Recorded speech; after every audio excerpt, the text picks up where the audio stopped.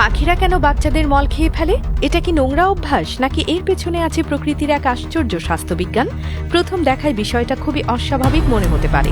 পাখি তাদের ছানাদের মুখে খাবার দিচ্ছে, আবার কিছুক্ষণ পর সেই ছানার মল খেয়ে ফেলছে।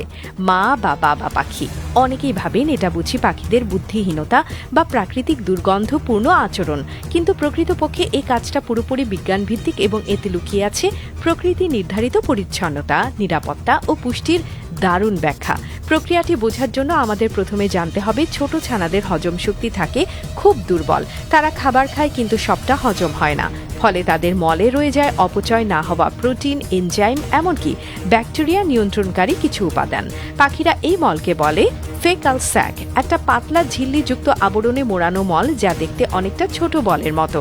এই ফেকাল স্যাক তৈরি হয় ছানার পায়খানার সাথে সাথে এবং সেটা তুলে খেয়ে নেয় মা বা বাবা পাখি।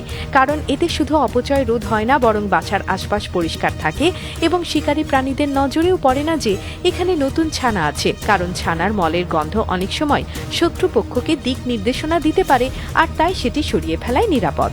এছাড়া মা পাখি যখন ছানার মল খায় তখন সেই অসম্পূর্ণ হজম হওয়া খাদ্য উপাদান তার নিজের দেহ কাজে লাগে। বিশেষ করে মা পাখি যদি ডিম পাড়া শেষে দুর্বল থাকে, তখন এই ফেকাল স্যাক তার জন্য একটা অতিরিক্ত পুষ্টির উৎস হয়। এটি এক প্রকার রিসাইক্লিং খাদ্যচক্র, যা ছানাকে যেমন নিরাপদে রাখে তেমনি মা পাখির শক্তি পুনরুদ্ধারেও সাহায্য করে।